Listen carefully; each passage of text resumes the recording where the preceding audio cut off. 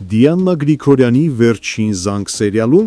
այսօր սերիալում եղավ ամենազգացմունքային, ամենահուզիչ և անկասկած ամենախորը էմոցիոնալ սերիան։ Այն սերիան, որի սպասումով ապրել էինք ամիսներով։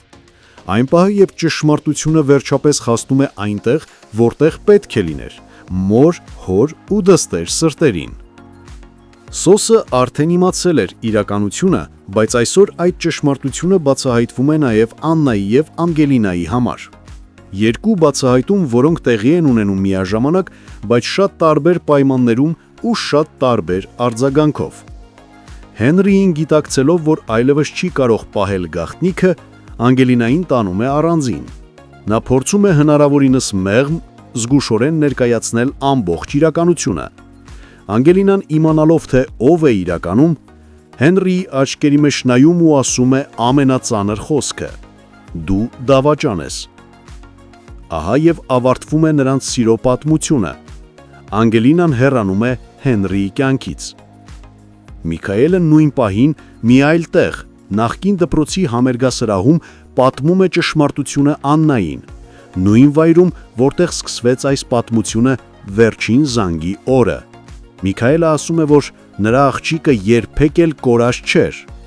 Այս խոսքերը Աննայի ներսում ինչ-որ բան կոտրում են։ Նա չի գոռում, չի արտասվում, չի մեղադրում։ Ու պարզապես կանգնած է, քարացած։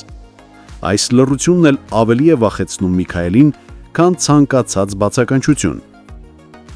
Ամենածանր վիճակում հայտնվում է Վիկտորիան։ Նա տասնամյակներ շարունակ պահել է ու մեծացրել Անգելինային որպես հարազատ դուստր, բայց հիմա զգում է, որ այդ կապը կարող է մաքրվել մեկ վայրկյանում։ Նա, ինչպես նաև ավագը, ապրում են կորստի սարսափով։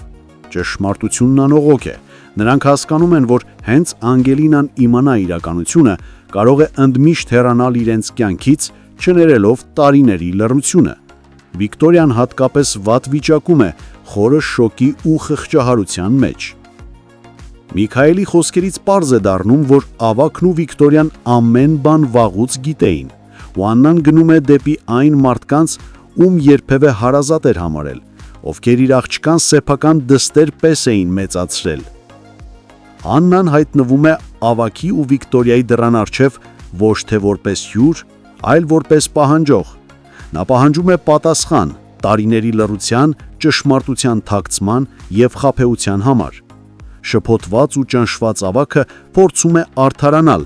ասելով, որ իրենց դժբախտությունները սկսվեցին այն պահից, երբ Հենրին ոտք դրեց բազմաղբյուր։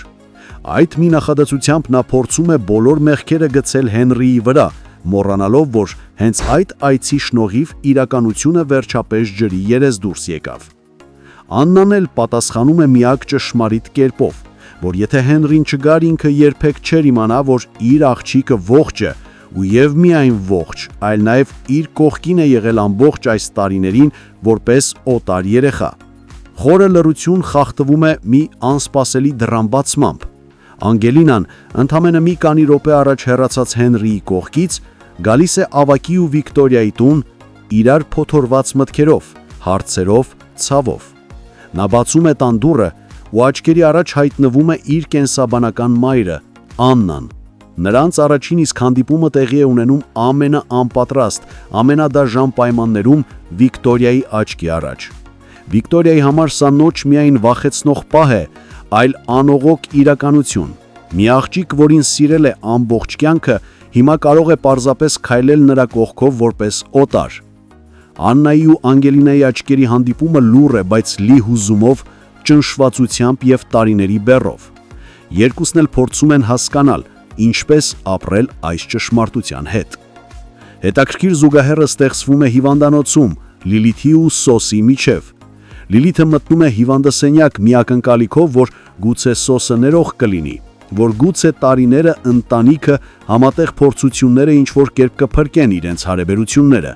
Բայց Սոսը այլևս չի կարող կրել սուտը, դավաճանությունն ու խաբեությունը։ Նա արդեն գիտի, որ Լիլիթը գիտակցաբար պահել է Անգելինայի մասին ճշմարտությունը, որ ամբողջ տարիներ շարունակ իրենից թաքցրել է ամենակարևոր բանը՝ հայր լինելը, և հիմա Սոսը ասում է այն խոսքերը, որոնցից ամենաշատը վախենում էր Լիլիթը։ Նա ասում է. հեռացիր եմ կյանքից, ընդմիշտ։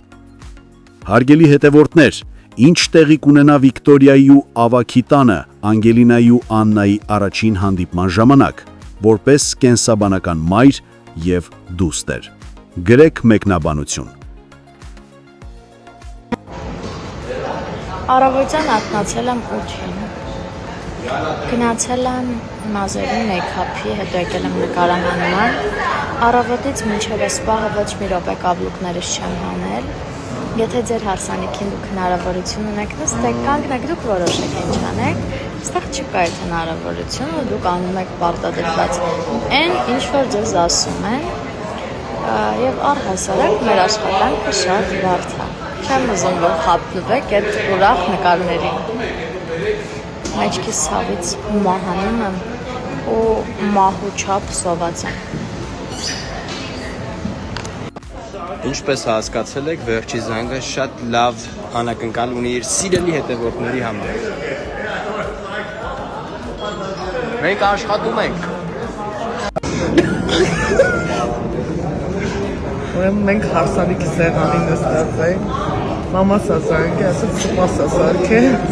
համեմ բեր։ Ես գիշերվա կեսնի որտեղ եմ համեմ ճարեմ, մեկը տեսնում եմ, Ես այս ամեն ինչը դնել եմ կլաչիս մեջ։ Չէ,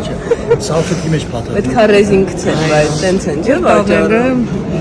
Հարսանիքի սեղանից համեմ։ Շնորհակալություն Ռոբերտ։ Ինչ չէ թարքուն տարեկան։ Դու խոշտի։ Շիկինոլայի մրգշուշ։ Գեղեցիկ անակնկալ, այսօրվանից Աննան ունի 2 աղջիկ, իսկ մեր գեղեցկուի հարսիկը ունի 2 մայրտուշ։ Կներես պապ, բայց պիտի դիմանաս, որ նորմալ մշակ եմ։ Արա, անելիքդ արա, դու ինձ կներես, որ ես վիճակով դիմաց հետ նստած եմ, հերիք չի ստիպված ես վերքերս մշակել։ Պապ, ես ստիպված ոչ մի բան չեմ անում։ Մի ընտանիք ենք բայելով պիտի անեմ։ Հն ոնց ես։ Հղի եք, ասեք հղի ենք, ես ինչ մի ներկայացում եք խաղում, իբր չգիտենք, հա ինչն է ձեր կտրուկ որոշումների պատճառը։